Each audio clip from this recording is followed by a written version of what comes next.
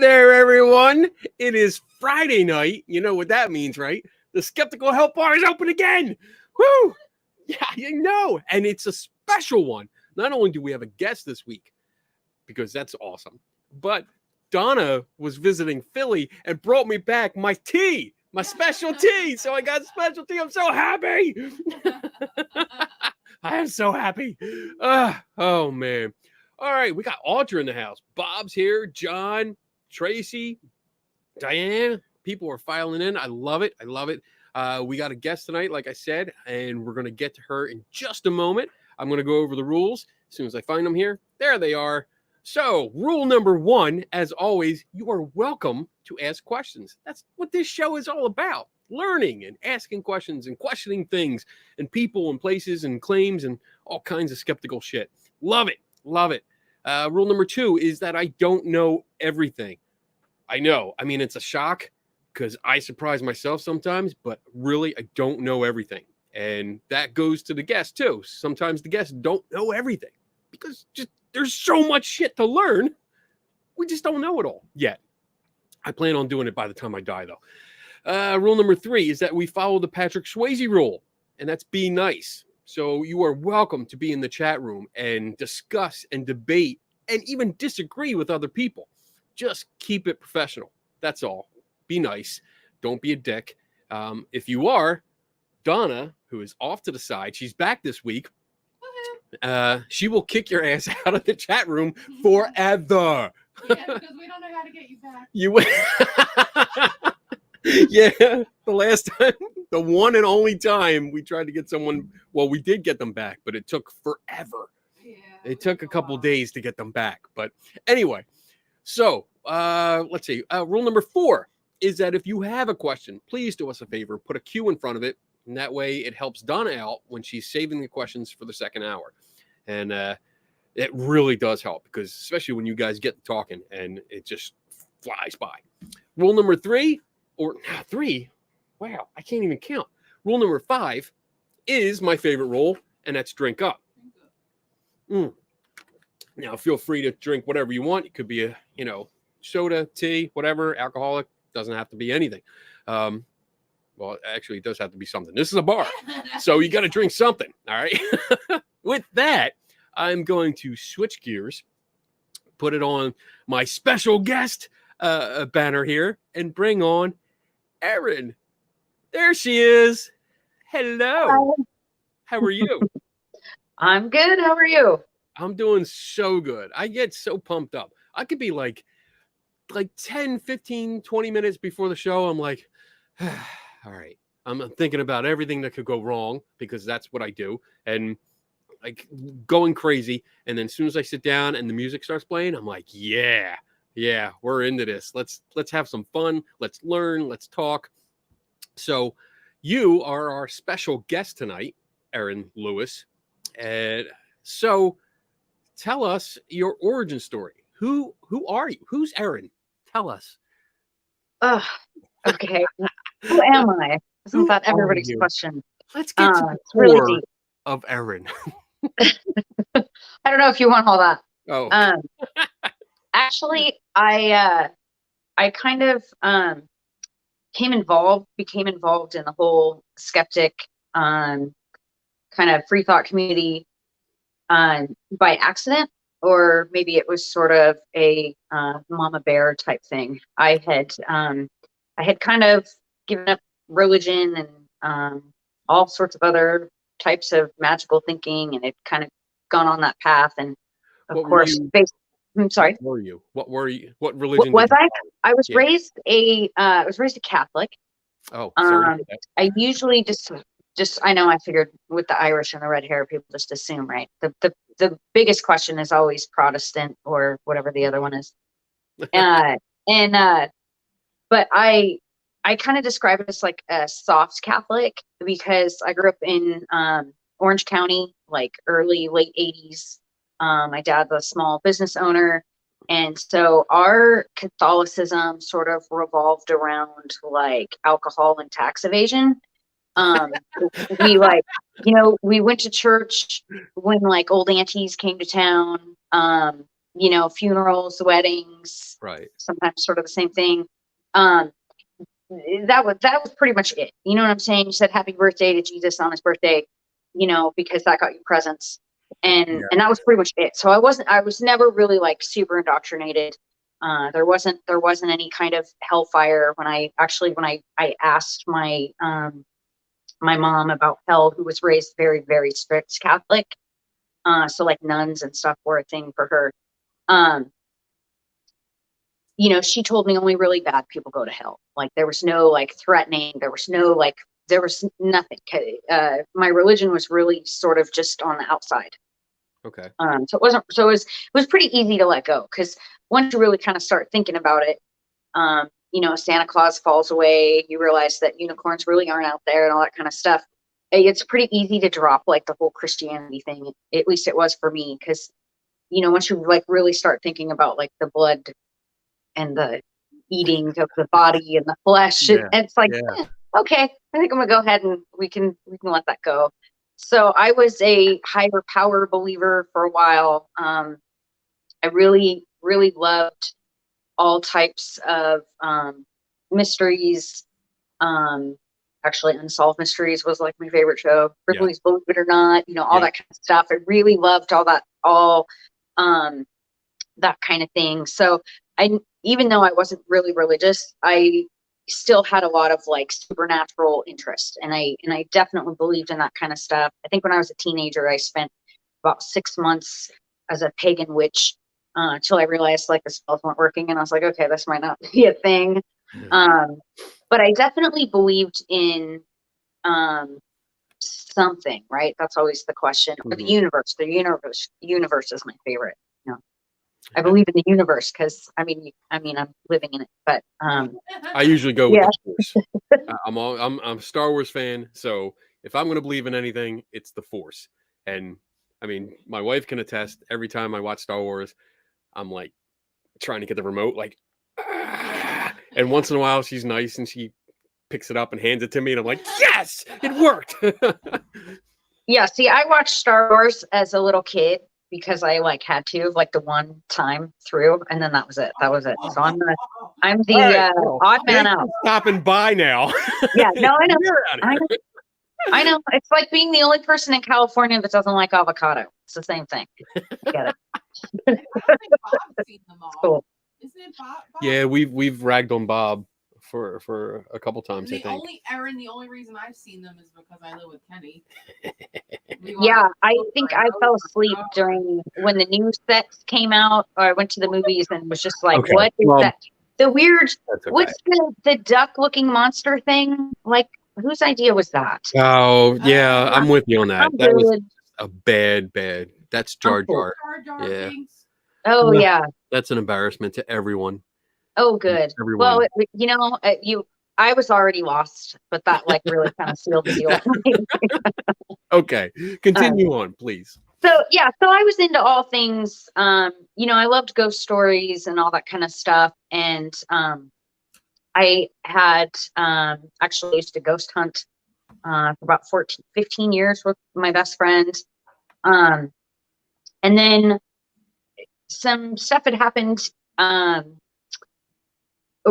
Like a couple of deaths had happened, and there of course was a lot of there's always praying before, and then there's justification afterwards why the praying doesn't work, and then there's the whole plan thing, and there's that kind of deal. And that was when I really started to get kind of serious about the whole idea of an afterlife, which God, like I said, was fairly easy to let go of, but I really clung on to the idea of, we just had these deaths in the family, and it was really tragic.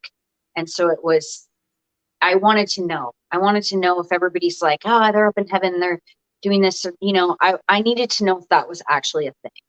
And so I started to actually look critically beyond, going out to the cemeteries and getting drunk with my friend at haunted hotels and doing all that kind of stuff. And I started to actually like really read stuff about it. So my first thing was the soul. I read a book called The Science of the Soul, and basically how people had researched and tried to prove consciousness or what we call a soul or something beyond that. And the answer was, well, there's really nothing to say that how we think of ourselves actually goes on after. Right. Yeah. And that, of course, started to knock down all the little bits and pieces of the evidence of ghosts. So the orbs, eyewitness testimony. How could all these people be wrong? They all see the same thing. Well, it's actually pretty easy to do that. So it all just sort of like fell away and bummed me out. It was, it can be kind of hard to just be like, think something your whole life and then all of a sudden be like, oh, dude, I'm going to totally die and like rot and like there's nothing else. I'm not going to get to like spook people and, I'm not going to see my kitty in it, that kind of stuff. Right. And so it was, that sucked. And I was for the most part fairly quiet about it. And of course, around that time, Facebook became a thing. And we were playing Farmville, and then I had found, I believe, the Friendly Atheist, and then, who's actually really friendly if you've ever met him. And then, Seth Andrews and like that kind of stuff. I started following different like organizations for like separation of church and state. So Freedom from Religion Foundation was a big one. And so I sort of got off on the, on the memes, like the skeptic memes and the atheist memes and, all that kind of stuff. And then my son one day, I picked him up from school. He was about 10 and he says, Mom, I want a free bike at school. He brought home a flyer. The entire school apparently had won free bikes.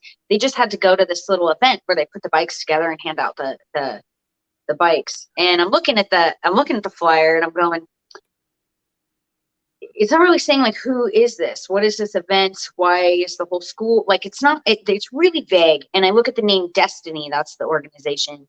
And it turns out it's Destiny Church, which is actually like a mega church, pretty close to here. Okay. And I had been following these pages. So I contacted FFRF, told them what happened. We find out that it is actually a religious event. So they basically bribed the entire school to go to this church event to get a free bike. Yeah, it sounds, the way you first described it, it sounds like all the timeshare scams that we've heard about. Like, oh, come on out here and hear the pitch and we'll give you like free tickets or a color TV or something like that. That's except it's bribing kids to go to church and get threatened with hell and told that they're rotten and dirty. And yeah, so you got a fundamental problem with this. And we were actually FFRF was able to stop them from doing that. They sent a letter, the whole thing, whatever. My kid wasn't actually disappointed. He just got a free bike, so it wasn't a big deal. But after that, I became a member, went to one of their conventions, met my chapter president. And that was when I really kind of came into the free thought community and that kind of stuff. Cause I was finally like, oh my gosh, all these people are able to like say they don't believe in stuff around like other people that don't believe in stuff. It was finally like I didn't have to pretend that, it was because I used the higher power, I'm just a spiritual person, I'm not religious. I used all that kind of shit to get, I forgot to ask if I could swear. yeah. Oh, no. Oh, perfect. Yeah. And so it was like, it just felt really awesome. And so as I'm talking to the chapter president, we're starting to get to know each other. And I had actually been a stripper.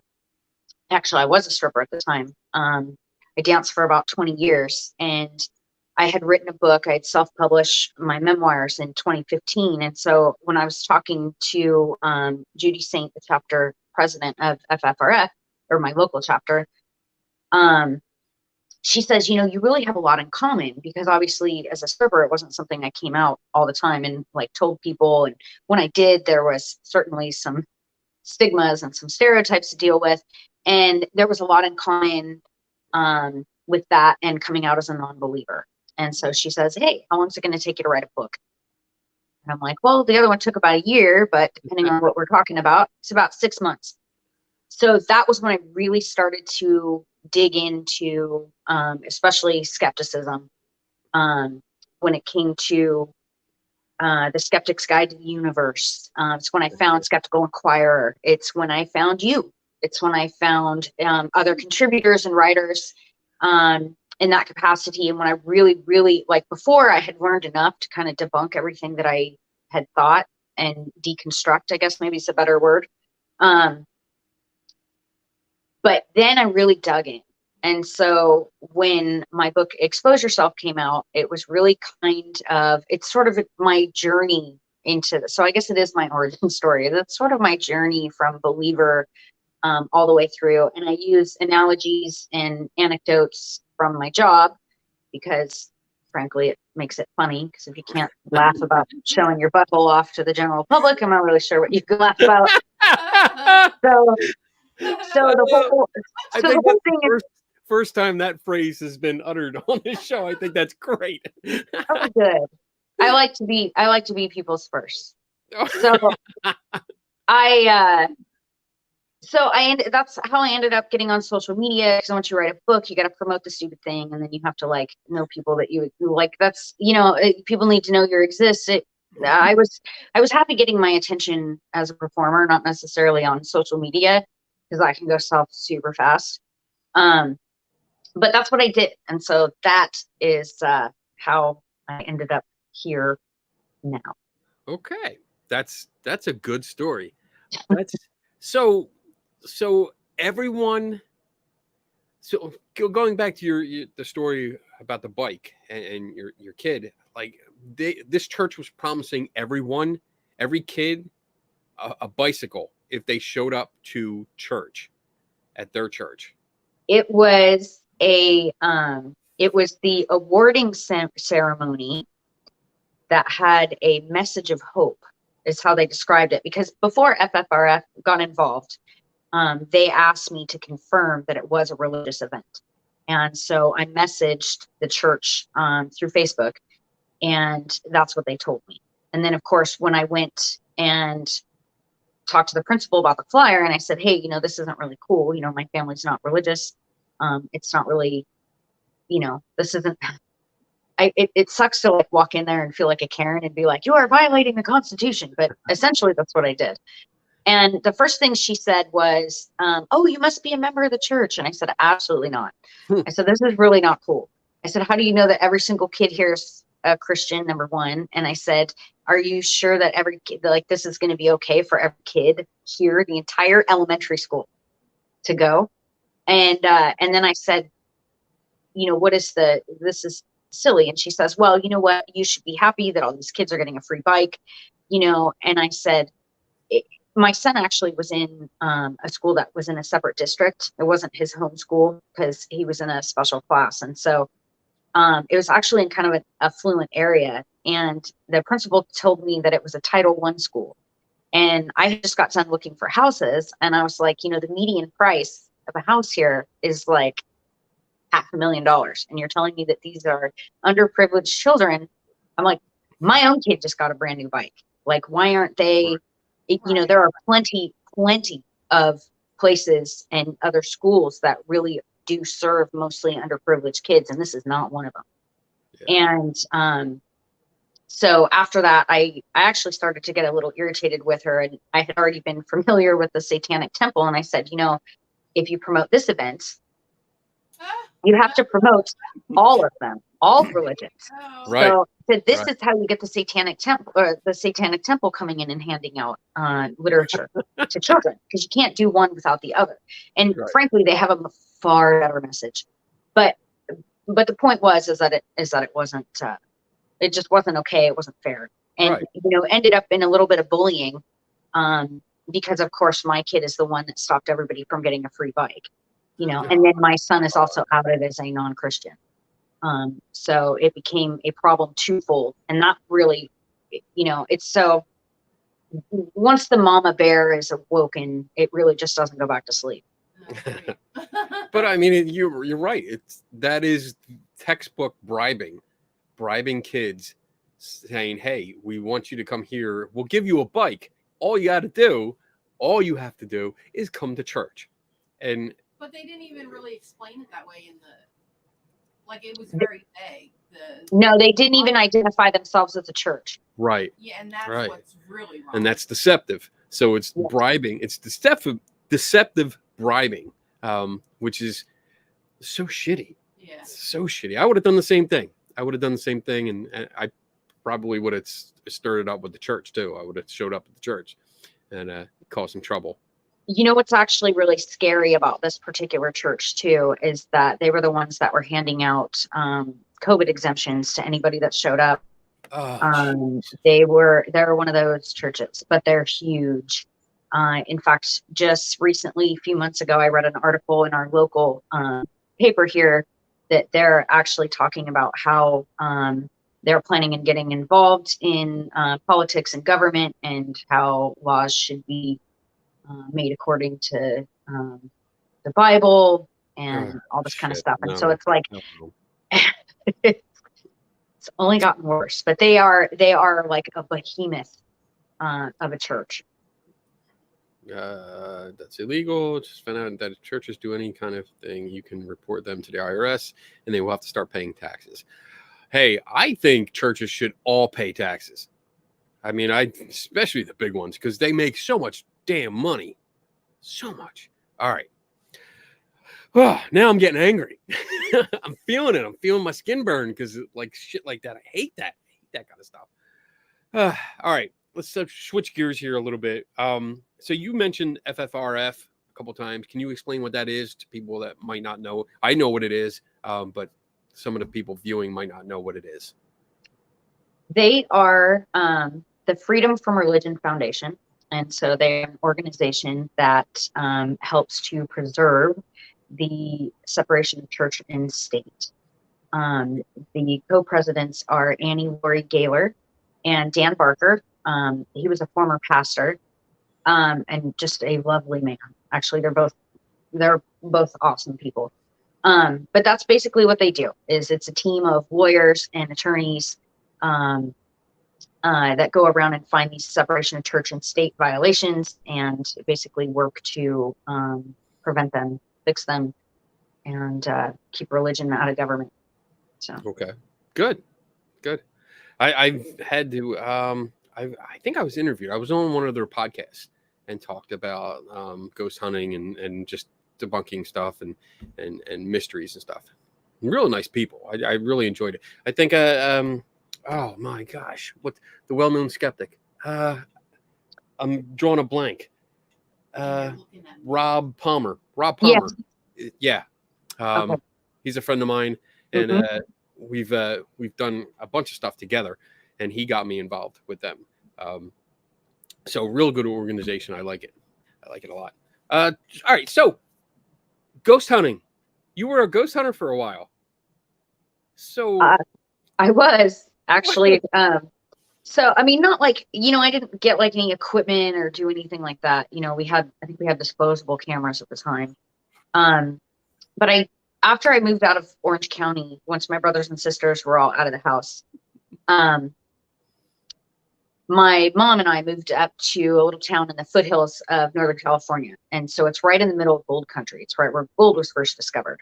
So basically surrounded by ghost stories, right? Haunting, lots of death and, murder and disease and like heartbreak and, people looking for gold. And then you have just tons and tons of, it's just prime ghost story place. In fact, the first place I worked at was a little, it was like an old house during the gold rush. And it turned into a sandwich shop and it had a basement, which was supposedly haunted. And of course I was terrified every time I went down there to get ice cream. And,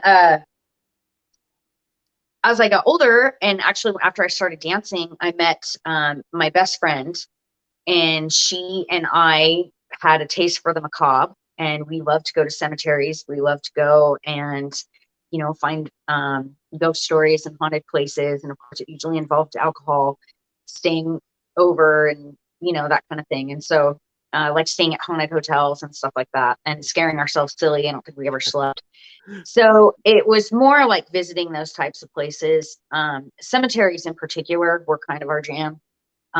We liked looking at the headstones, you know, particularly like the really old ones, and kind of pondering what happened there. And then, you know, the ghost stories just sort of went along with it. We would watch all the ghost shows and then, you know, compare notes, and all that kind of stuff, and just basically go around and visit different places and, you know, feel feelings. So you were a big fan of the ghost hunting shows? Absolutely. Yeah. Yeah, What was your absolutely. favorite? What was my favorite? Oh, so my favorite ones, ironically, are on, or they used to be on the History Channel. I don't watch them anymore, but they would be like haunted places, or I liked the ones that were like documentary style. Okay. I wasn't super into the ones where they walk around with cameras and they do all that kind of stuff, because they just, I don't know, it just always felt really gimmicky and like Yeah. whatever. But I really liked the ones that were more, that felt like historical. Those ones, to me, when it's being presented that way, that was what I found. Those were my favorite ones. So I'm not sure that I have. It's more the history. You're finding out the history of the place. Yeah, I really, really enjoyed the history of it. Um, you know, and then there's the death and the heartbreak, and then there's the mystery of, you know, what are these noises coming from? People are all, you know, I guess like the most compelling thing, rather than somebody walking around with a tape recorder or whatever the hell they have, uh, you know, hearing people's eyewitness testimonies about it, right? So people would be like, well, I didn't know anything about this. And then they walk in and they had the same experience that somebody else did. And like, that's what I found really compelling. And that's what I found really interesting, about those kinds of shows. I cannot, it's been so long now that I've watched any of them. I cannot remember any of their names. One of them started with a paranormal something, but yeah, any of those kinds of, mostly the documentary ones were my favorites. Okay. Well, yeah. Was it hard giving them up? Like you said, you don't watch them anymore. Like, why? Yeah, in fact, I've even tried, because I loved them so much. They were like they were just like it was all I watched pretty much, when I watched TV. And I've always loved scary stuff. When I was, I said stuff instead of shit because I was worried that I was on camera. So I've always loved scary shit.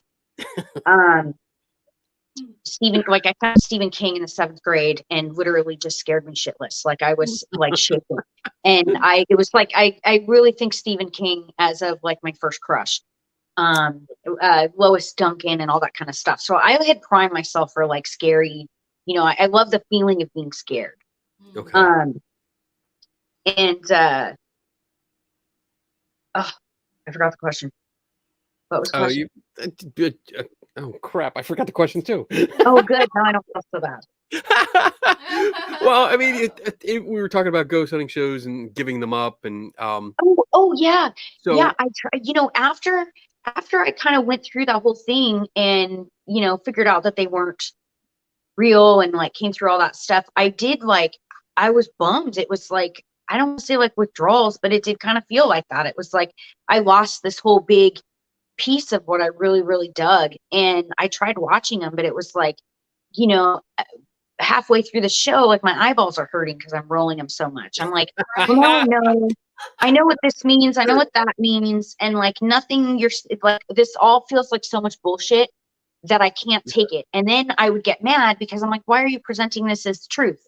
You know, right. like even now, in fact, actually I've written some horror stories. I have a zombie story coming out next in a few months, actually. Oh, And cool.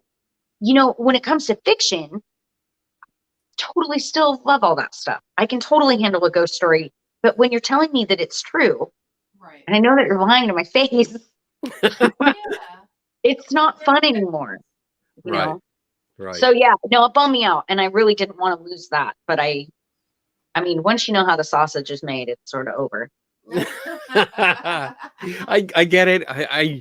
I've been the same way. I mean, I was a ghost hunter for a while, and I transitioned over to the skeptical side. So a lot of stuff, a lot of those events have lost interest. Like I've lost interest in them.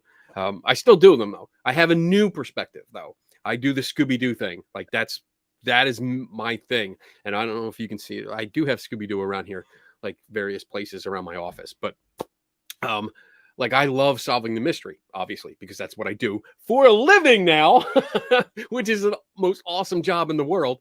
But I love the story, like you. I love the story. I still go on ghost tours when I travel because I love the history. I love the history of the place, the architecture, learning about the people involved.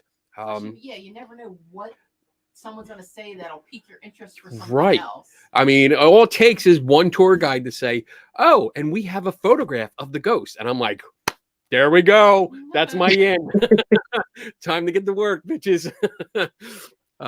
So I do love that stuff, but I'm the same way. I watch these shows, these ghost hunting shows, and I roll my eyes. So my analogy is that it's like a football game to me. I don't watch football or any sports, but I know, like, my wife screams at the TV. My father used to scream at the TV all the time. Every time I see people like that are in the sports, watching sports, they're yelling at the TV. And that's what I do during ghost hunting shows.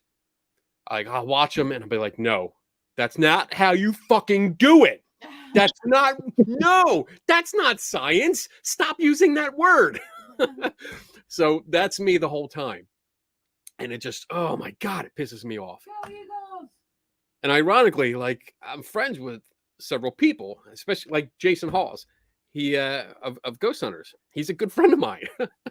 We hang out, and whenever we go to a conference together, we hang out. I talk to him on the phone. We're like opposite sides of the spectrum, but we still get along, which is the only nice part about it. But he's usually down to earth a lot more than on TV.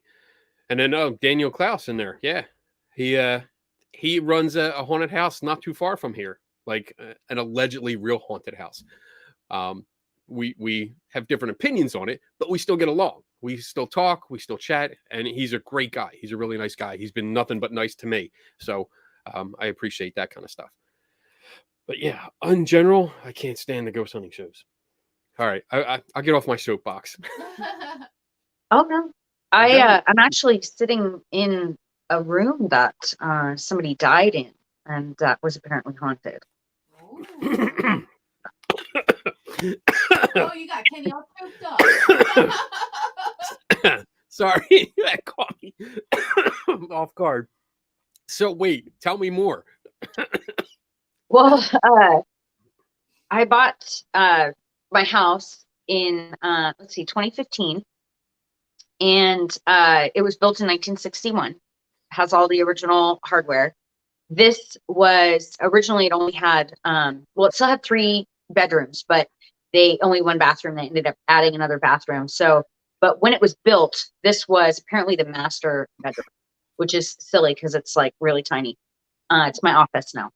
Okay. But the people that sold it to us told us that the couple that lived here owned it until the husband passed away, supposedly in this room. And when they sold us the house, it was almost like a selling point. They were like, oh, well, you know, that the back room there gets, you know, it has this draft, and, you know, there's a cold spot, and, you know, and they talk about how that, you know, there was nothing tragic that happened here. In fact, we have a pool out in the back. It'd be silly if it wasn't here. There's a pool, and in the concrete, there's, you know, kids had put their names and the date, right, you know, from like the 80s. I think the pool was put in the 80s. And, you know, there was no tragedy. There was no nothing. Supposedly the guy died peacefully, but this room was always really cold. So we buy the house because it's haunted. Who doesn't want a haunted? No, we buy the house actually because it was just perfect for us. So we bought the house, going through the whole thing. You know, loved that we had original hard floors. Actually, don't love that now because we have to redo them. But I go to open the guest room, or what had been the guest room closet, and in our original hardwood floor, there's a knot hole in the wood in the corner of the closet, and it's going down underneath the house. The house has a it's like a raised foundation, so there's a big like empty space right underneath the floor. And lo and behold, you left the closet door open, get a little drafty in here, and it would be cold. And I had a friend of mine actually, who I came over and I told her, you know, what they said. And she said, no, that's the spirit. That's the spirit of this. And I keep trying to tell her, I said, no, come here. I'm going to show you the hole. We actually stuffed it up with a sock. And it was, I could, for the life of me, I could not convince her. But the cold air was literally cold air that was coming, but you could actually see where it was coming from. And so, yeah, so I'm in a haunted room. That's great. That is so great. I love that.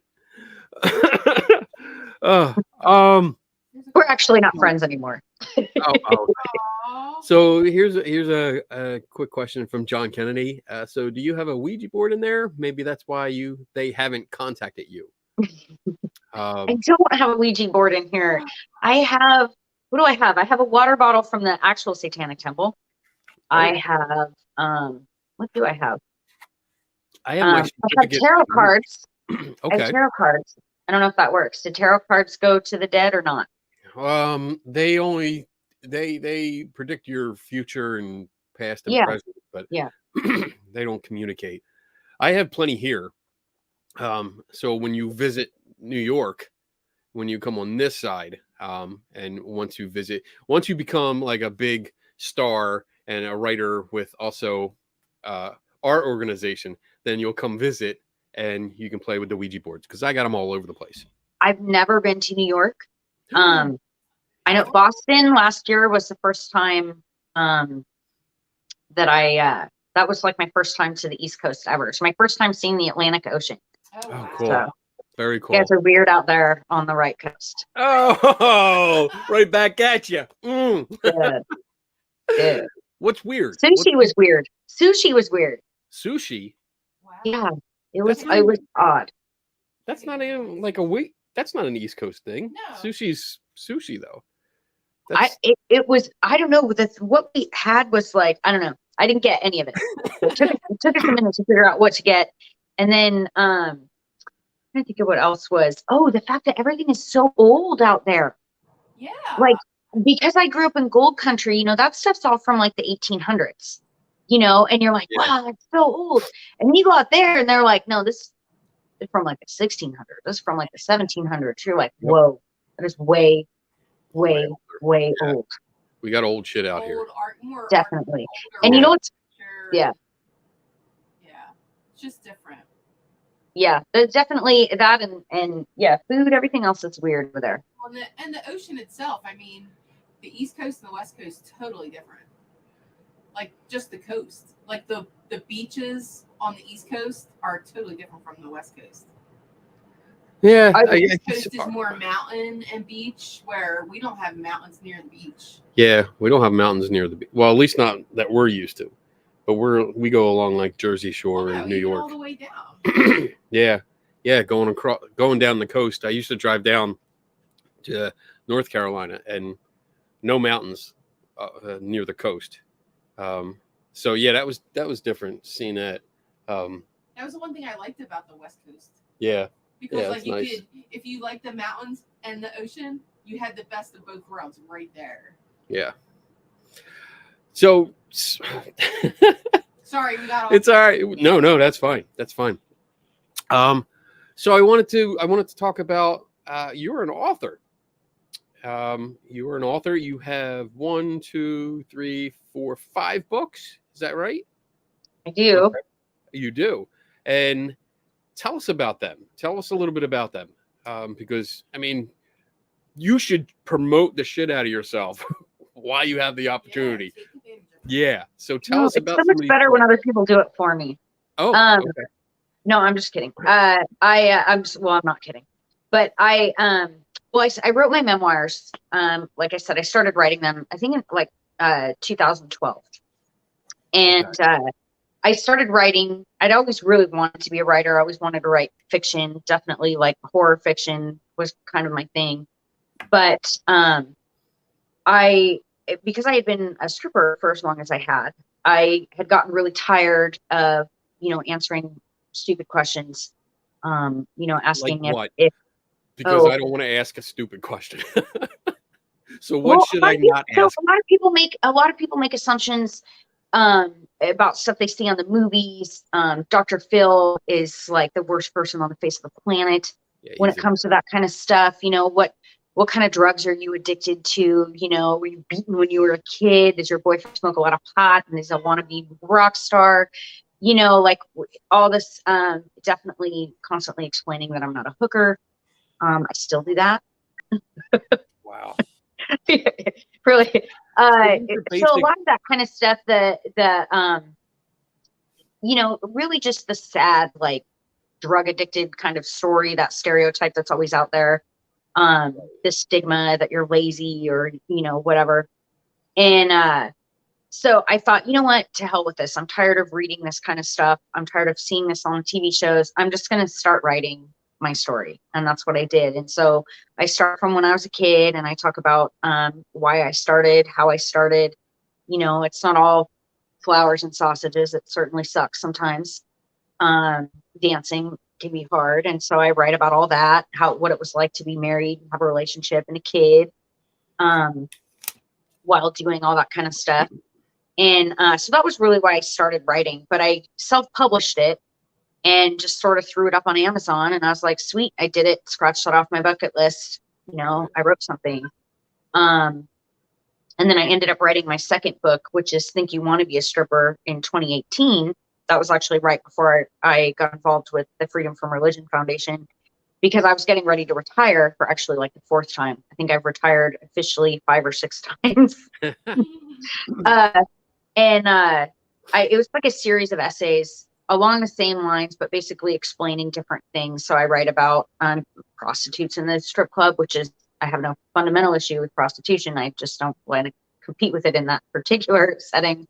And, you know, whether you have to dance, whatever. And that's kind of, it's all sort of funny and kind of meant to be, you know, poking fun at myself a little bit, because like I said, it's kind of a silly thing to do and to make a living off of. There's a lot of misconceptions about it. So that was why I started writing.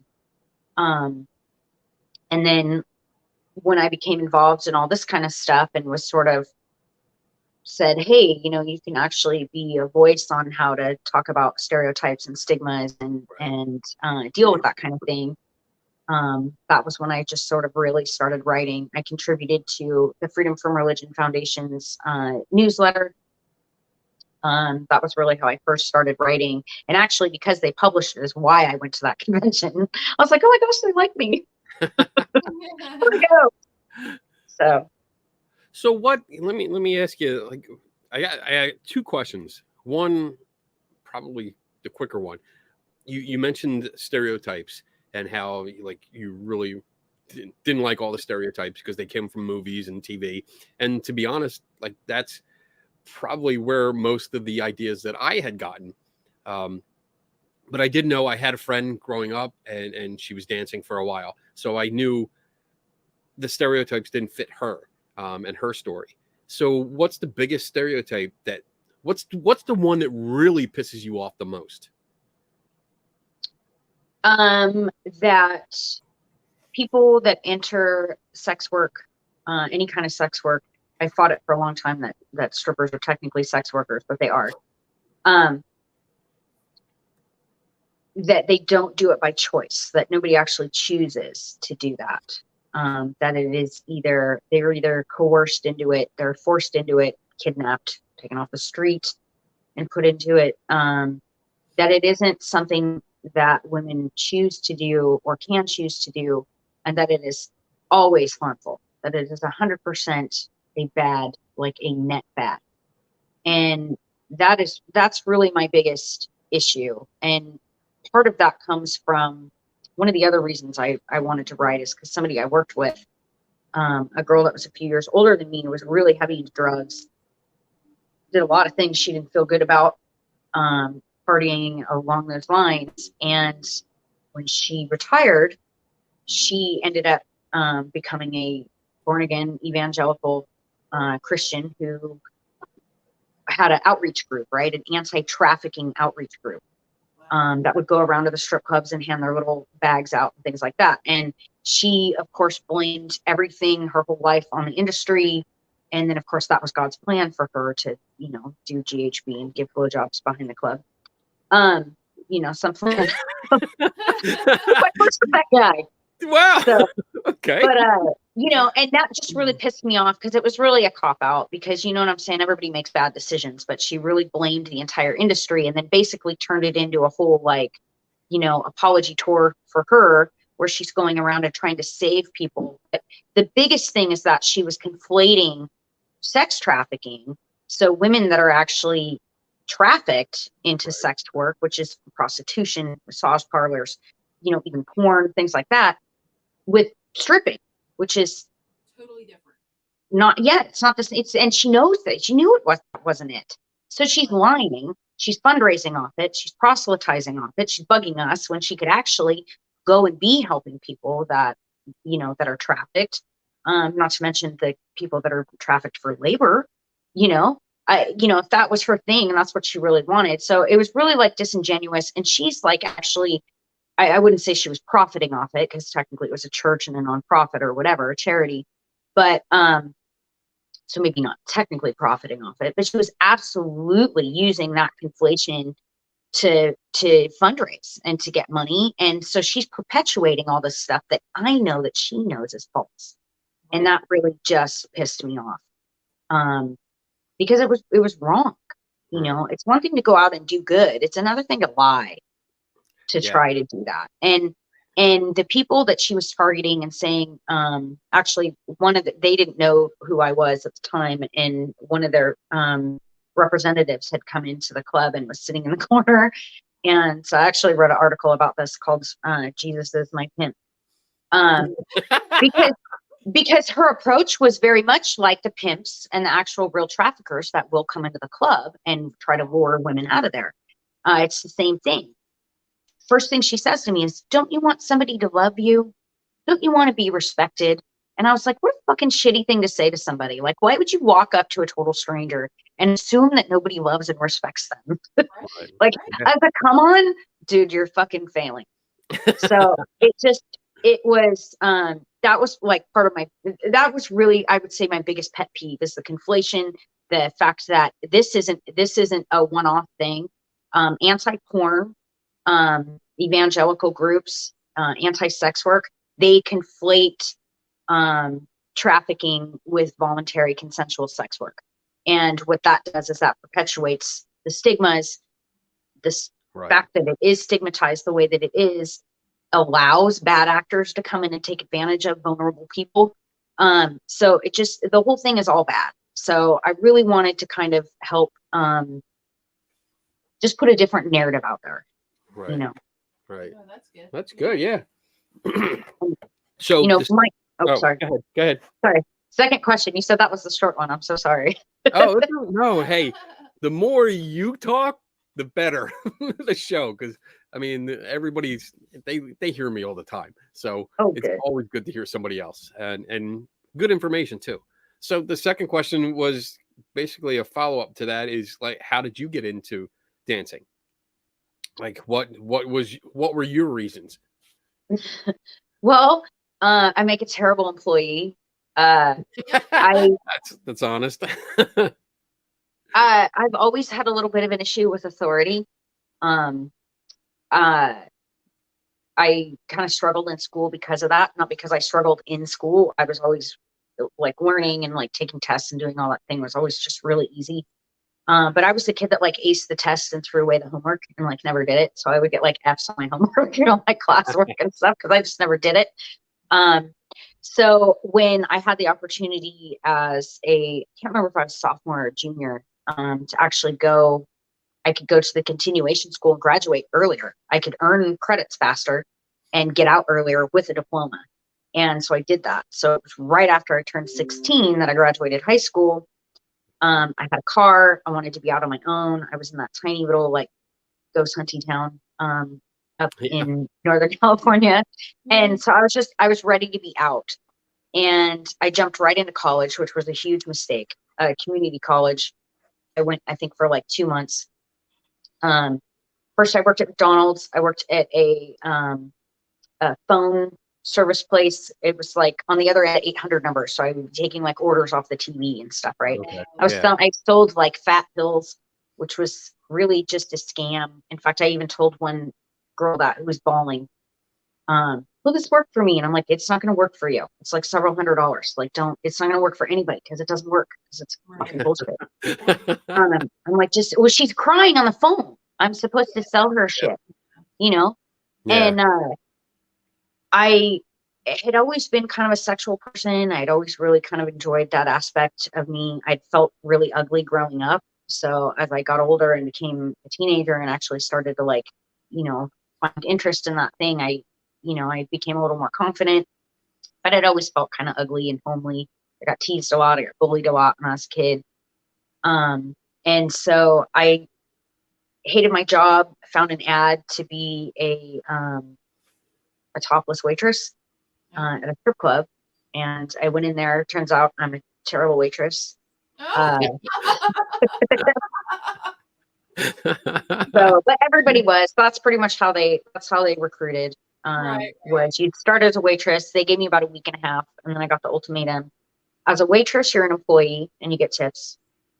As an actual dancer and entertainer, you're an independent contractor, so you are self-employed. And that was kind of how it started.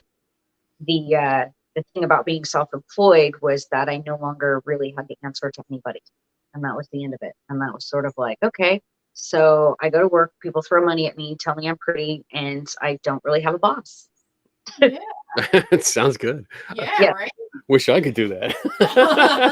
Although, first time I jump on a pole, I'm gonna fall right off. Oh, if it makes you feel any better, I can't do any pole tricks. Oh, okay. Well, it does make me feel better. Then I have a chance. I have a chance. I can do it. We don't have to put that pole up. No, nobody wants to see me without a shirt. Nobody, not even me. I scare the shit out of myself in the morning. Like, oh, who's that? Oh, it's me. Okay. All right, that's cool. I like that. That's not the stereotype.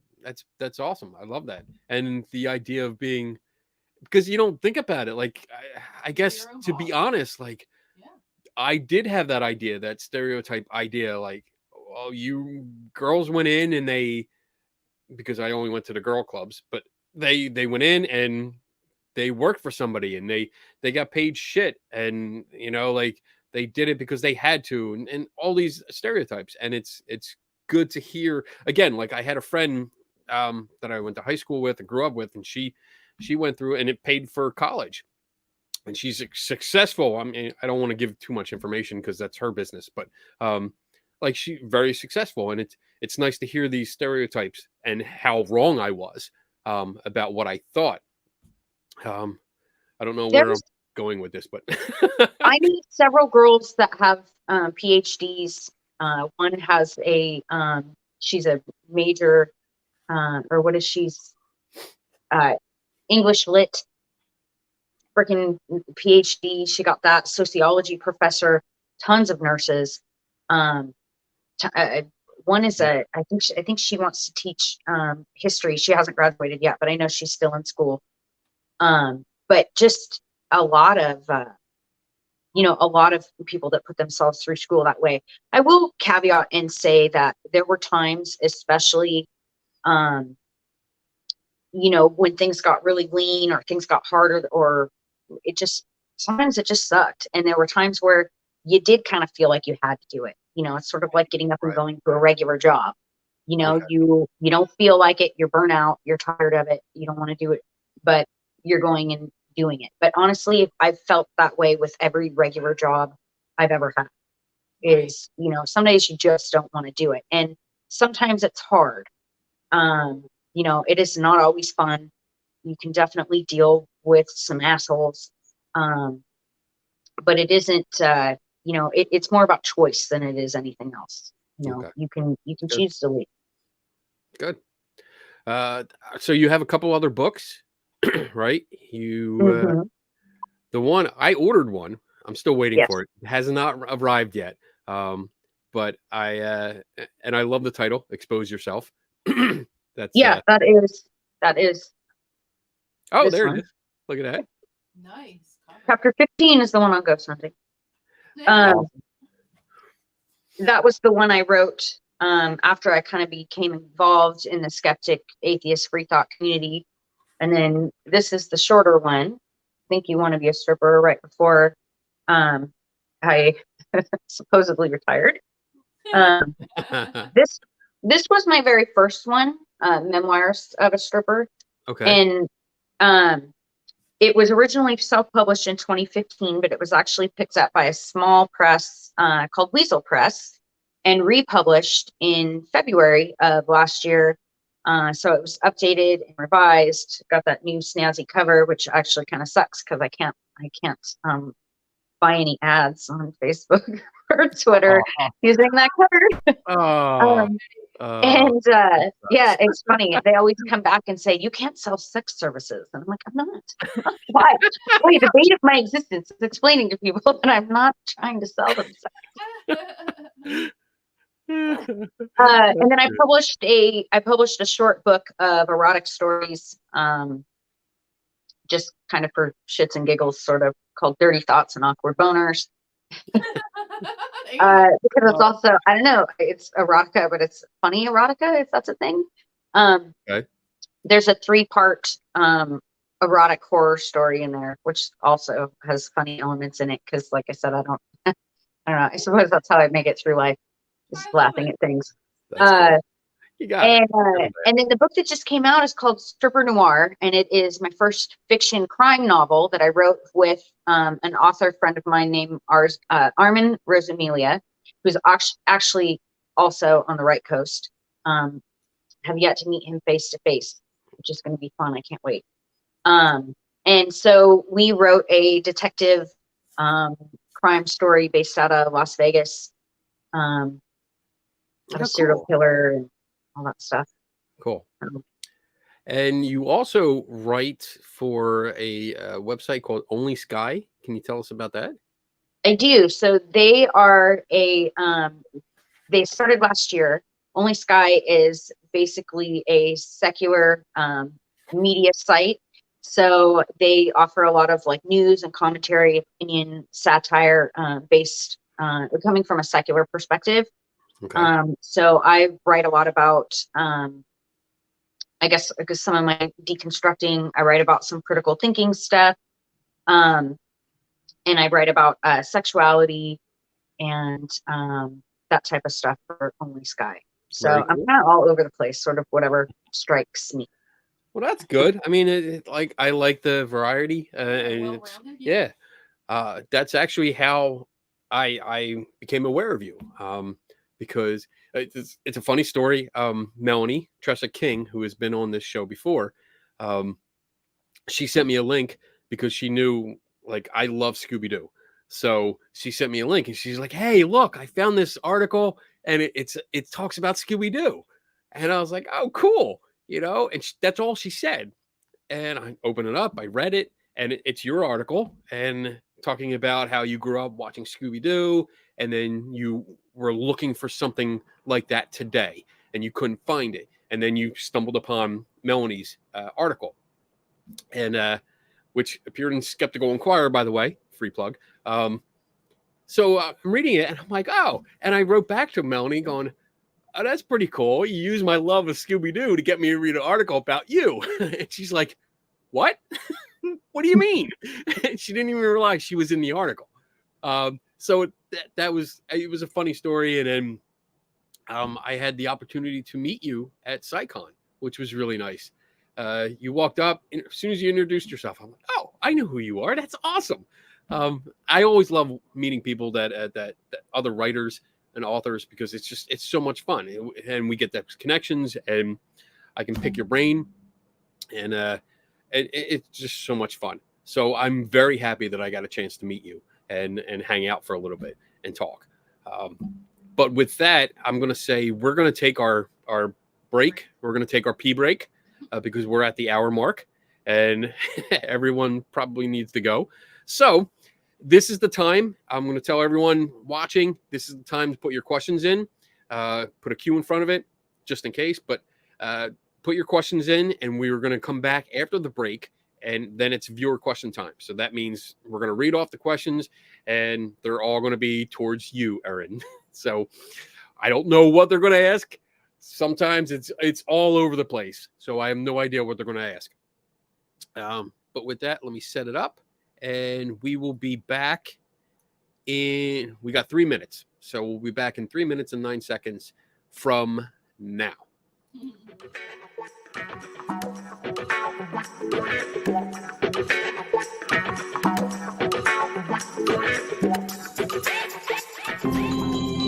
Do satanic cults lurk in the shadows? Can memories of satanic ritual abuse be repressed? Do exorcisms really drive out demons? And are those demons always possessing Zach Baggins? I'm JD Sword, the Satanic Skeptic. Join me on The Devil in the Details as I examine these questions and more, bringing a skeptical and satanic perspective to the paranormal. The Devil in the Details, available on Apple Podcast, Google Podcast, Spotify, and more. Jetham Forash. Jetham Forash. Hail Satan. Hail Satan.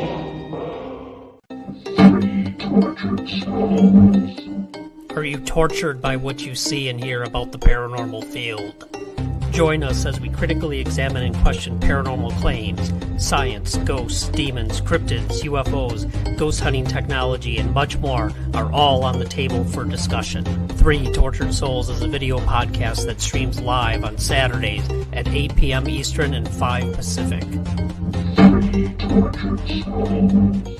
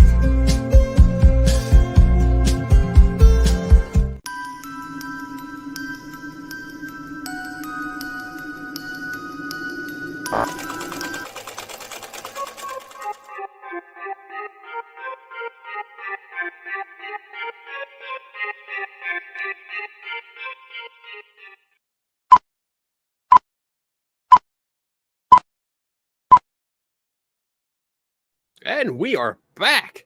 I feel better. Always love that break. All right, we have some questions, and I'm actually going to get to one because my friend Adrienne Hill, I guess she was trying to do it through YouTube, but for some reason it wasn't letting her, so she sent me it through Facebook. So the first question will be, I love watching dance of any kind. One of the trends I have seen in dancing is heels. I love watching these videos on YouTube. The men and women are very seductive and talented. Is heels dancing and its popularity now inspired from stripping? I am not sure what heels dancing is. Ooh, I don't know either. I've never heard this of might be bad looking it up. let's So I'm see. curious. I'm going to say, and actually one of the things that I wrote about in Think You Want to Be a Stripper, there's a chapter titled I Can't Dance. Actually, I did a reading on it on my own YouTube channel. You don't have to be a good dancer to be a stripper. In fact, I actually didn't really like calling myself an exotic dancer because it sounds like professional and like you actually have to know what you're doing. You really don't. You really just have to know how to like take your clothes off. So like dancing, professionally dancing didn't really have like a lot to do with the job itself. You know, So I have another chance. You do have I another don't need a chance. pole, and I don't have to dance. I don't have to know how to dance. but I if I know what heels dancing is, I could probably answer that question. I just am not familiar with it. So it says, I looked it up, and it says, this may seem a little obvious to some readers, but yes, it is called heels dance because the moves are performed in high heels. The ideal shoe is a stiletto heel, but you'll see dancers wearing all kinds of modifying choreography appropriately for heels. But simply putting on a pair of pumps and cutting a rug is not the only part of heels dancing. It looks like it's a blend of traditions and styles, but the gist of it just looks like it's Dancing all heels. dancing in heels. Hmm. That's what it looks like. We'll have to watch Do they it. have platforms? That's the only heels I'll be able It to looks dance in. it just looks like the pictures that I'm looking here. You know what? I have the power to do this. I don't know why I'm just not doing it. So let's see. Here we go. So that's what I'm seeing. They're just on like a dance floor, but they're using stilettos. I'm gonna say, just judging from that probably not. That sounds like a dance thing. Yeah, that's like a choreographed, like actual like performance. Well, I mean, it's all performance, but yeah. It's although heels dance certainly takes some inspiration from the more risque aspects of the dance entertainment world, it is a thoroughly professional discipline. So probably more like traditional burlesque inspired, I Okay. would say. That's Yeah. exactly what it says. Replacement for burlesque. Much classier than what I did. Yeah. Okay. All right, let's get that out of there. Okay. All right, you got some questions there, Donna? Oh, you're on me now? Yeah, I'm on you. You're up, kid. Okay, here we go. All right, John Kennedy. What's up, John? What is your favorite skeptic in the community? Kenny doesn't count. Thanks, John. Well, you know what? It's my show, my rules, John. So if she wants to say me, she can. Who is my favorite skeptic in the skeptic community? Kenny Biddle. I mean, Kenny Biddle. and but see, even so like I can't even say that because now either I'm buttering you up or like there's no way to like. Right. You don't have to butter No, them it's up. all right. Who's my favorite skeptic? God, I don't even know, man. Honestly, I think the guys from the whole crew from the SHB. Skeptics Guide to the Universe. I think Yeah. those were probably my favorites because that was like that book to me was so just like mind blowing. It was like, oh my gosh, what do you mean GMOs aren't bad for me?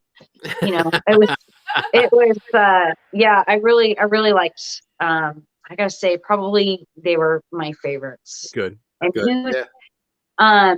I can't remember, are they the ones that took on the what's the famous house they made all those movies about? Oh, the You know what Conjuring. I'm talking about. What? The Conjuring or Amityville. Yes. Yeah, and the people that got those guys. The two ghost hunter people that were involved in that. Now I'm totally like blowing their names. The Warrens. The Warrens, yes. Yeah. So actually, I don't know. I know they had something to do with it. I think they had something to do with it. I think they took it on, and I do remember Steve Novella saying something about talking to Ed Warren about it, and now I'm just trying to pull from memory from hearing their conversations. So I don't know how involved they were with it, but yeah, I mean, I know he spoke to him.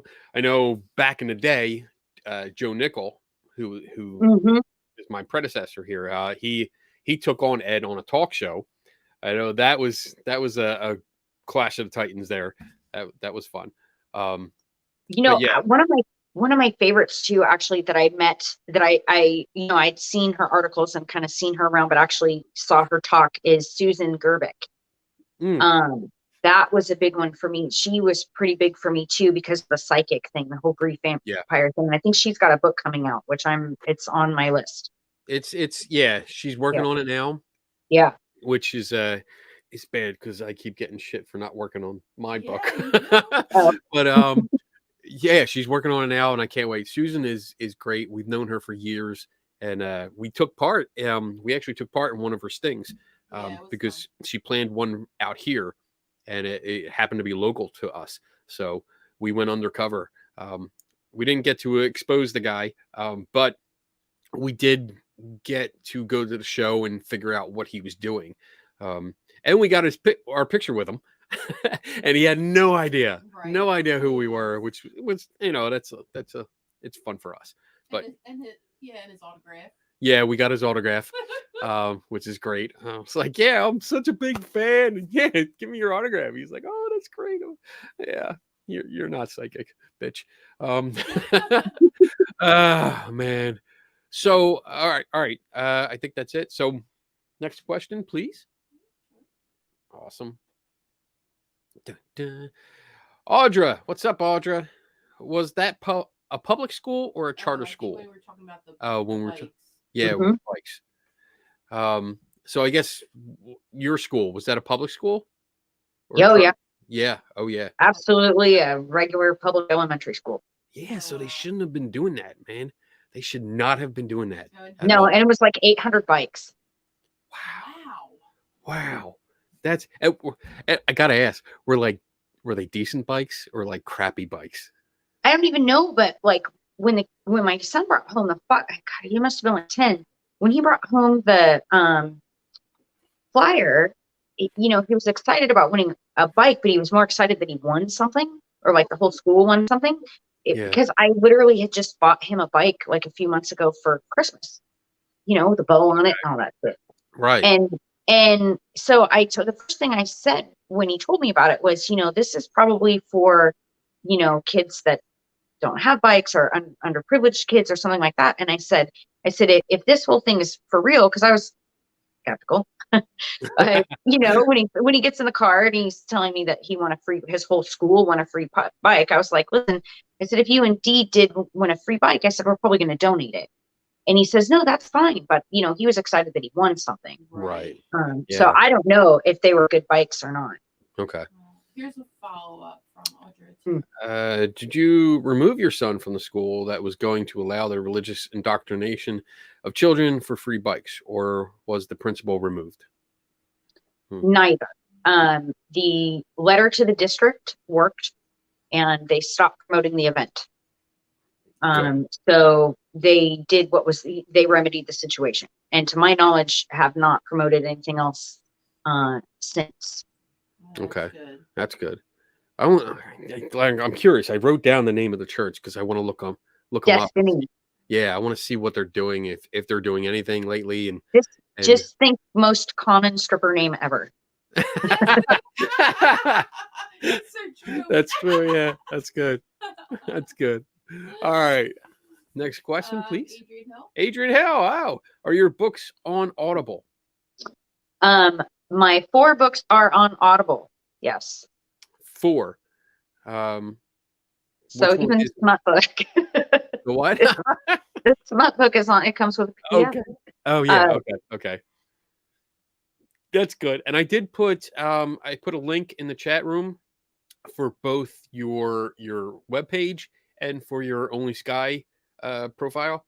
So if you guys are interested in the books, the links are in there. I can post them again in a little bit, and then you can go and order the books. Like I said, I ordered the Expose Yourself because that was about critical thinking, and that's really something that I'm into, and I'm looking forward to reading it because I heard it's funny. So I like that. I like when we can have fun with it, and it's not just like all serious, because I deal with so many people that are serious, and I was just having a conversation with some of my colleagues the other day, how too many groups are just so damn serious about it. and they almost have that I don't know, that superiority complex where they're like, oh, I'm better than you, and they talk down to people, and I hate that. I would rather have fun and joke around, and especially joke about myself, and my mistakes and faults, and have people laugh. And I think that gets everyone together more. Like, we get along better because they can see I'm not trying to be above them. You're a normal I'm person. I'm a normal guy, I think something, and it can be hard for me to remember this. I know this is going to be shocking, but I'm not perfect. I think that it's a lot easier sometimes when we try to remember that everybody on the entire planet is just really bumblefucking their way through life. Yep. Yeah. And we all have emotions, we all have different experiences, we all have different backgrounds and perspectives, and every single one of us is wrong, and nobody knows everything. It's one of the reasons why I consider myself an agnostic atheist as opposed to a Gnostic one, because I really feel like it's important to acknowledge the fact that I am not the end all be all of knowledge, that I don't know everything, that there's shit I don't know, and there's probably a whole lot of shit I don't know.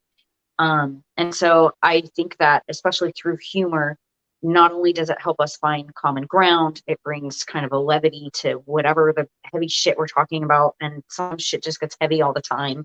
Yeah. I think it's important to kind of bring that sense of humility and humbleness when it comes to what we're talking about. Because, Kenny, we could be totally wrong. And, one day they actually find evidence for ghosts, and then we're all going to look like idiots. Well, yeah. No, but you know what I'm saying? It's not the end of it. And, Right. and sometimes, like, especially because when I am dealing with some of my advocacy or activism, a lot of that is like really heavily immersed in religious harm and harm that pseudoscience and misinformation and all that stuff does. And you just get saturated in doom and gloom, and and then there's a lot of those people are stupid, and sometimes people aren't stupid. Some of the smartest people I know believe in some really silly stuff, and it's not that they're stupid, it's that they just haven't quite looked at the right stuff in the right way, and haven't, you know what I'm saying? They're fucking bumblefucking their way through shit. And, it's just, I think there needs to be some empathy there when we're relating to other people, even if they say stupid things. I think that's a t-shirt. I'm just fucking bumblefucking my way through it. I think that would be a great t-shirt. But I agree. I mean, there's so many people that we interact with, and we find people that like come off really intelligent, and they are intelligent, and then they have these beliefs. And I think the big difference is whether they try to actively promote them or if they're just personal. Like if somebody wants to believe in a deity and it's a personal belief for them, then I don't see any problem with it. It's when they start preaching and telling people, hey, you need to believe this or you're going to burn in hell for all eternity. Or, hey, little kid, I'll give you a bike if you come join my cult. I mean, church. So, I mean, that's where the problem is. But there's so many, I don't care about the personal stuff. I don't really care, because I mean, I have my own personal beliefs, which there really aren't many. I mean, I believe there are good people out there, stuff like that. Those are my beliefs, and I'd rather have ideas. I always say that. I don't like to have beliefs. I'd rather have ideas because they're easier to change with new information. But yeah, it's, yeah, I also don't like calling people stupid. That's not a word that I like to use because it implies something that you don't know. Like, you call someone stupid, you don't know. You have no idea. You're just being insulting. That's it. So I think particularly now, and for the record, I like I said, I'm not perfect. I absolutely have called people stupid. But especially when it comes to people that I care about or my friends or things like that, when you look at the information and where they are getting their facts, you realize that they don't quite understand that they're not actually being exposed to Right. all of the information, or, you know, they're looking at things that are skewed. I had somebody, we were talking about the died suddenly video about COVID, Okay. the vaccine, right? Just people are just dropping dead. And it's so very obviously not a thing. You know, the people in the video are still alive, and, you know, and she's like, well, how can't you just look at the data? And I said, hey, don't you think you're smart enough to understand the data? And I said, no, I'm not, because I'm not an analyst. I don't know how to analyze that data, and neither do you.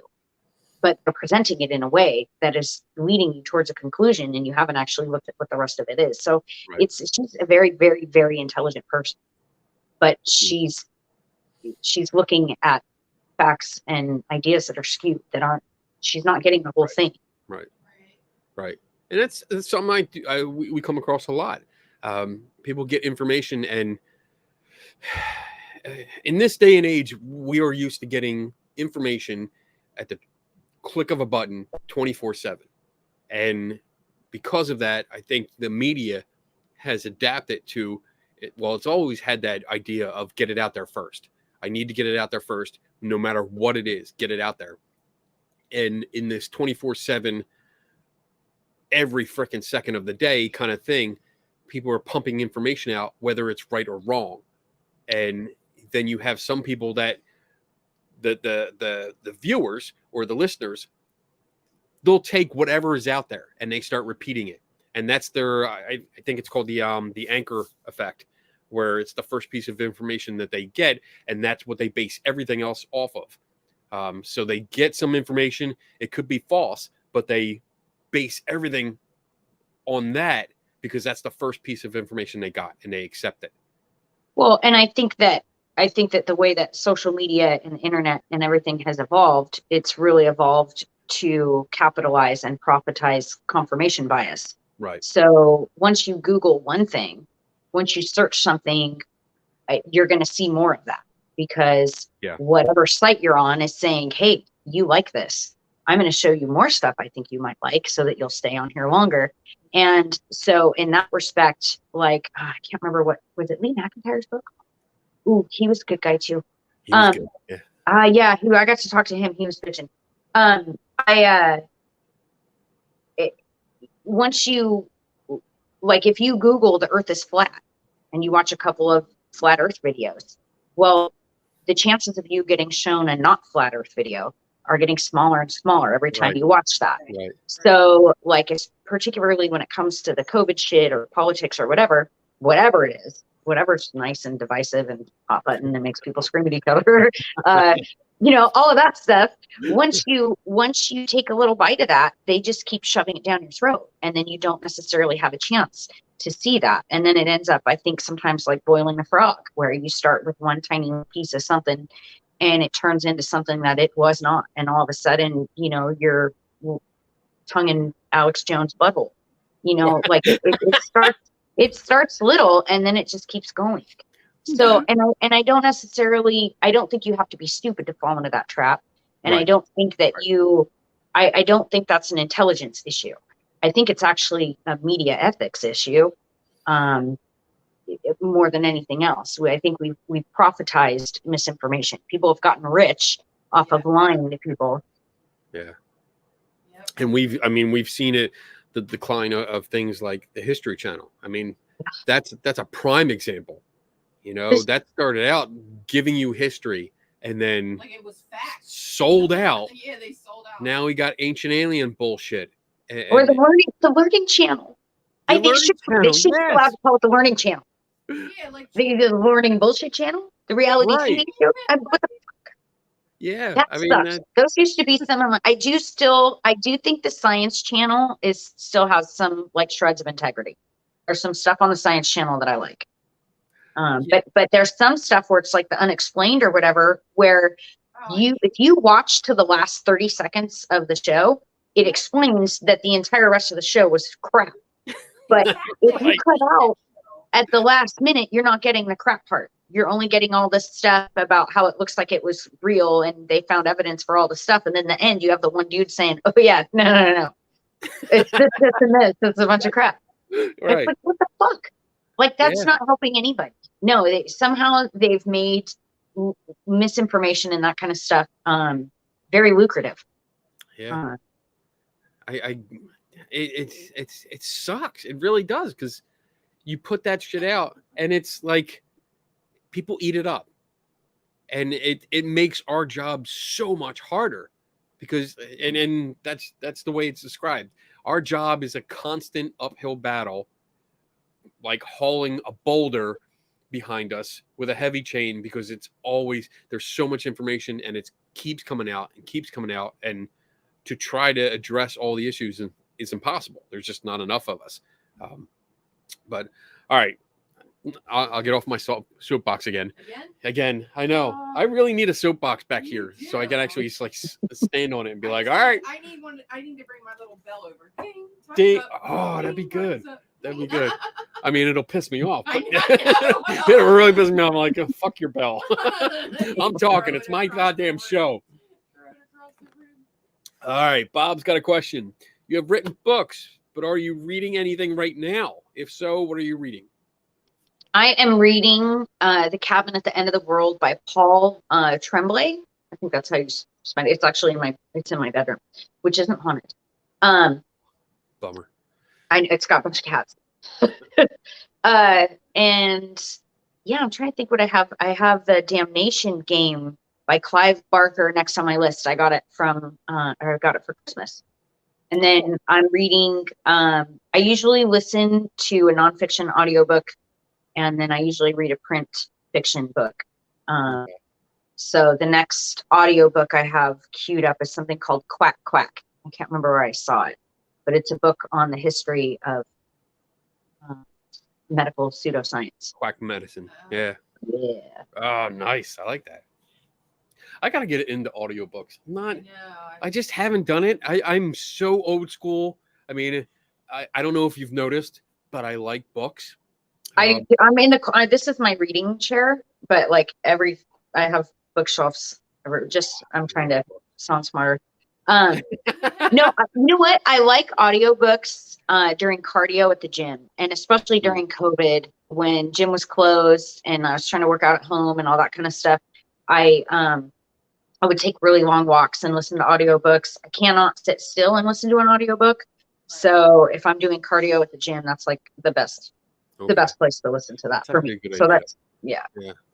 Yeah, maybe when I get my to the gym. Yeah, I don't want an e-reader. I hate Kindle books. Yeah, I don't want to read on a screen. I like to hold a book. I like to go to the library. I like to smell the book. You know, I want to see if there's chocolate and wine stains.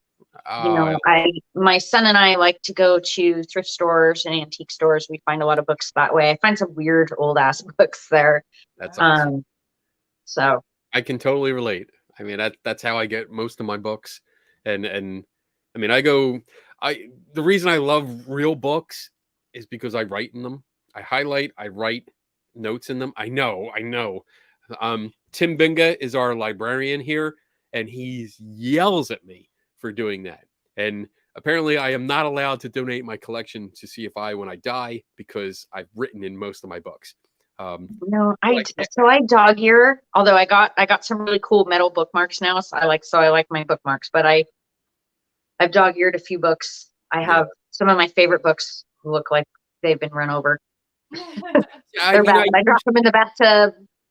No. I use flags. I mean, I have page flags that I use, the stickers.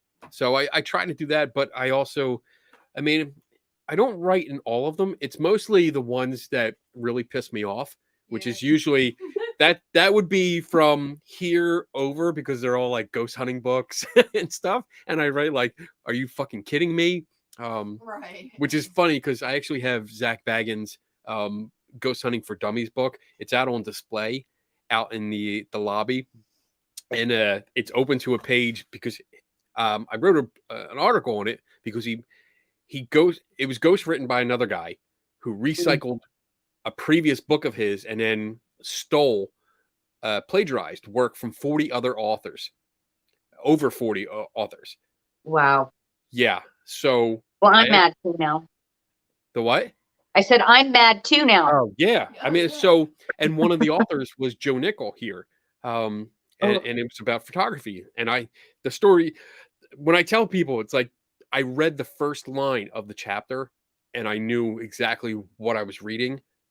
So I went to the bookshelf, picked it up, and I actually went page by page, and it was word for word. And I was like, this motherfucker stole all this work. So it's out on display. But it's actually written.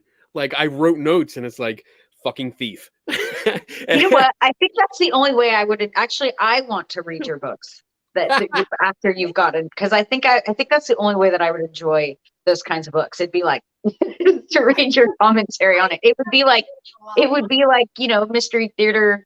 Mystery Science Theater, you know what I'm saying? Yeah, but with you, it's like Beavis and Butthead, but just the one guy. That would be cool. Commenting on the stuff would be great. Oh yeah, there's a few books in here that if you read through them, you would die laughing because the comments are just ridiculous. But yeah, that's on display out there for people to see, and I don't hide anything. I because the entire book is actually highlighted. Like every single page is highlighted because everything was stolen from somebody else. So bad. I don't think got sued. Well, I contacted the authors. I let every author know like what page number and what work was stolen, and a bunch of them did contact the publisher, and they had to reissue it. In a different format, but they still fucked up. They still messed it up, and that's on my list to follow up because I want to annoy them. I just want to annoy Zach more because I get a kick out of it. All right, we got any more? We got one more question. Hey, Daniel Reed. So if you don't like to watch ghost shows anymore, what kind of television shows do you watch these days?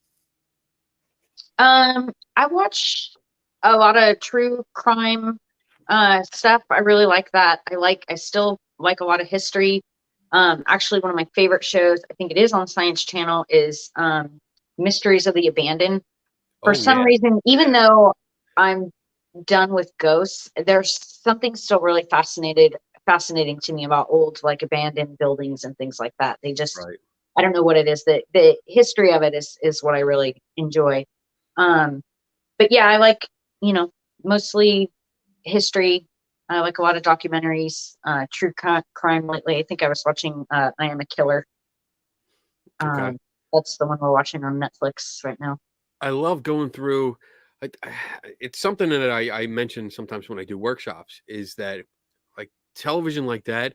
I watch Monk, Castle, Columbo. It's amazing that they're all one word titles. I just realized that. But these are all mystery shows, like they're murder mysteries. And you learn about critical thinking skills. Do you watch? Shut up, Bob. Shut up, Bob. I do, Bob. I watch it. Bob is banned from the show. Oak Island. Get that shit out of here. But I love those kind of shows because they teach critical thinking. They go through and they ask questions, especially Columbo. I mean, even the older episodes, some of them, they all pretty much hold up. There's a lot of references to older technology, like, electronic typewriter was like new tech during those shows. But Columbo asks questions that are relevant and they show critical thinking. That's why I love them so much. So I keep rewatching them. Go ahead. Did Murder, She Wrote and Matlock count? Because those were my favorite. Fuck, I love those. Those are great. Me some Matlock, which I'm not sure I've ever said that publicly. It's like one of my favorites. To get you for the holidays. But yeah, those are great shows, along with Scooby Doo. I also watched one of my favorites when I was a kid because it mixed the scary, with, and then you find out at the end that it was nothing scary. It was like, what's more comforting to a kid who's having nightmares and afraid of shit? Is to find out it's just a dude. It's just a greedy old man. Yeah, the mask. It's cool. Yeah, that's it. So good shows, and I do watch those like Netflix documentaries. My favorite still is Don't Fuck with Cats. I love that. I haven't watched that one because I think they kill cats in it? Oh, well, I mean, that's yeah, but Yeah, I that's can't do it. I can't very do it. small part of it, but they they go through, I would say, like they don't actually show the killing part, but I mean, you see some of the leading up to it, but the entire mystery, the series, it's phenomenal. It's Uh, people like I've us. I've almost turned it on several times, and then I Oh thought, you know God, what, you're gonna cry, so I you just you didn't. you know what? I haven't Get the watched it. get a box of tissues and go through it. There's not many parts that would do that, that would make you cry. But watching the Am I gonna people, scream and yell? I'm sure I'm oh, gonna I'm yell. sure, yeah, oh, absolutely, absolutely. But it's worth it. It's definitely worth it to see, because that teaches you. I mean, I can't promote it enough, because it teaches people what to look for. That you can solve a mystery from your seat, from your computer. And that's what these people did. They got together and they looked at clues. They looked at the videos this guy was posting, and not just him, but they looked at the background and picked out so many clues to figure out where he was in the world. Like they pinpointed where he was in the world just by the videos, which is amazing. It's really good. And they tracked the guy. Unfortunately, he killed a person, and that's what they were worried about, that he was going to escalate, and he did. But they finally caught him. Spoiler. But it's worth it. It's definitely worth it uh, if you can All right, stomach it. we'll Go see. through it. Yeah. You have a question? Oh, you got a question? All right. Hey, Aaron. What's up, Aaron? It's good to see you. What do you think? What do you think society can do to help educate the public on critical thinking? Should there be a class in high school, etc.? Oh, isn't this a question for Melanie? Actually, that was the whole point behind that Scooby Doo article.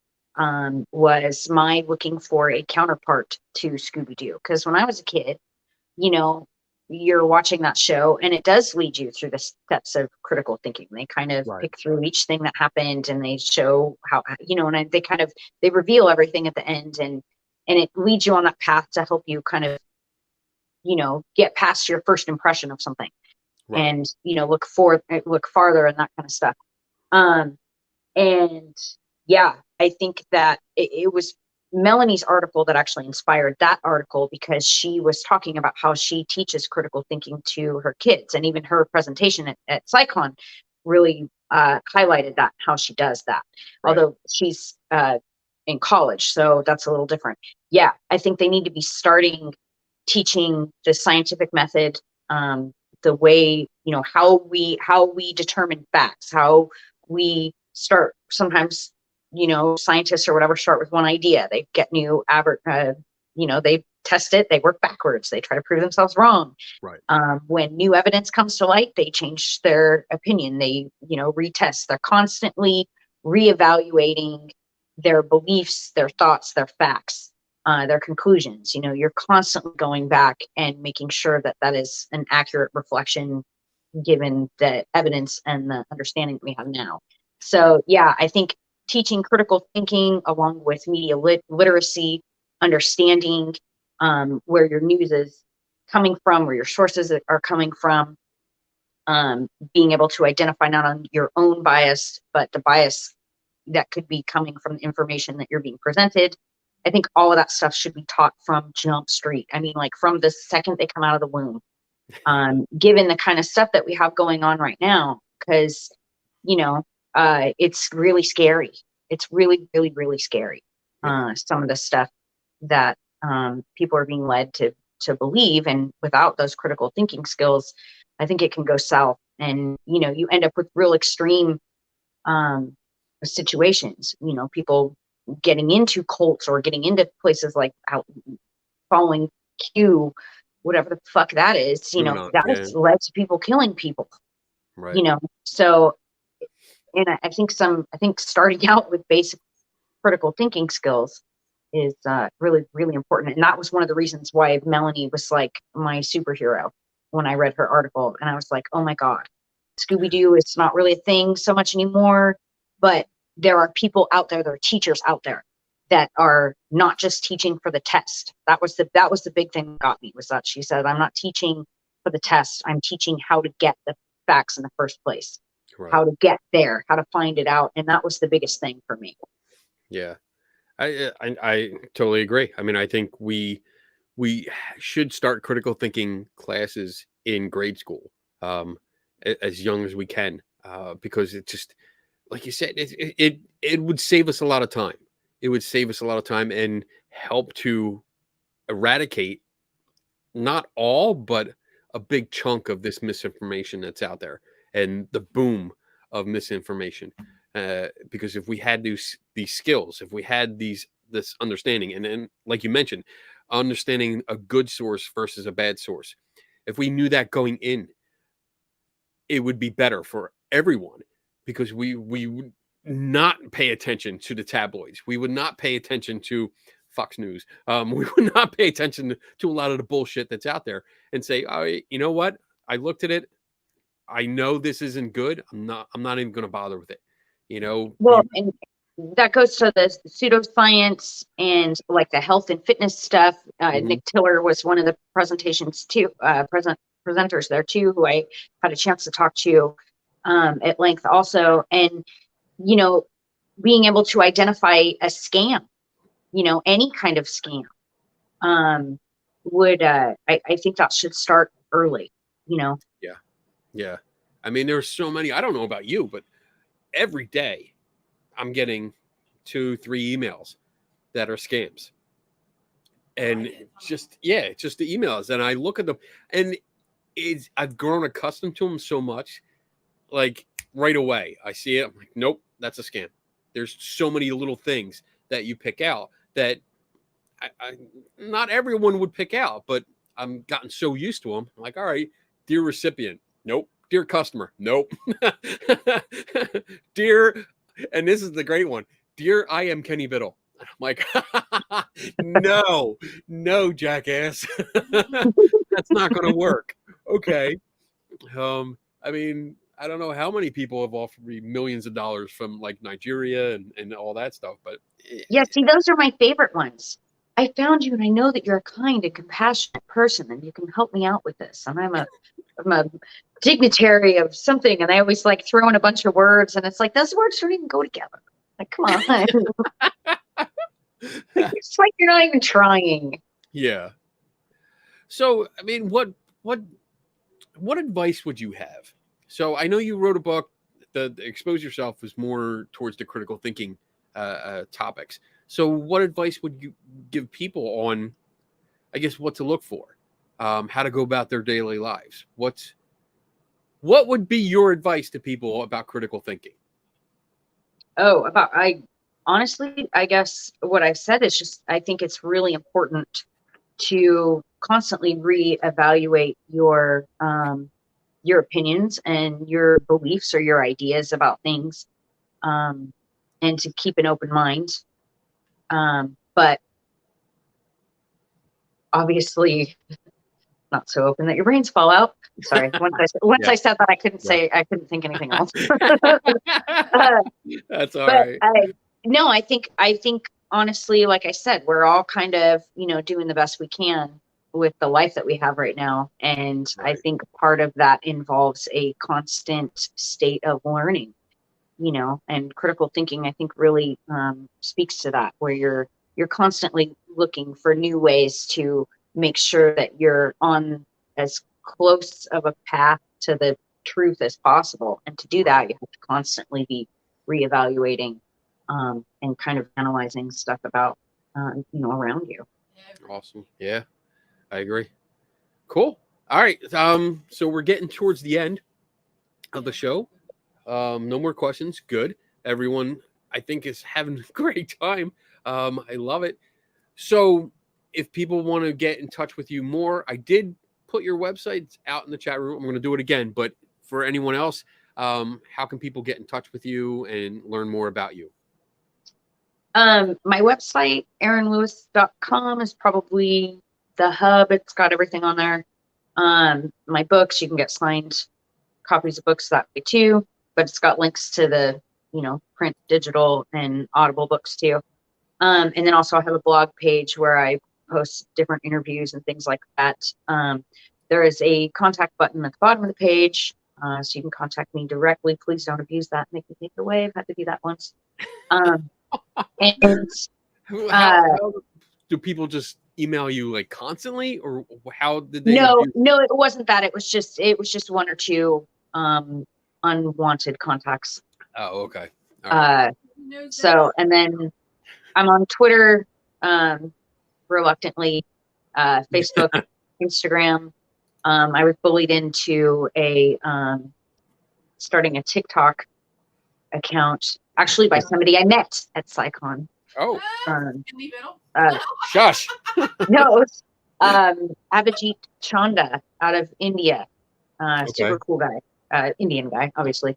And then he ended up coming. I know he ended up coming to FFRF actually also. So I was with him in San Antonio too, and we actually got to hang out. And yeah, he spent a good portion of that time pitching TikTok.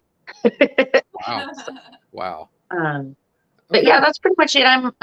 I'm pretty available. I'm usually open to messages. Like I said, I actually don't get a lot of stuff that I was told I was going to get when I first got on social media.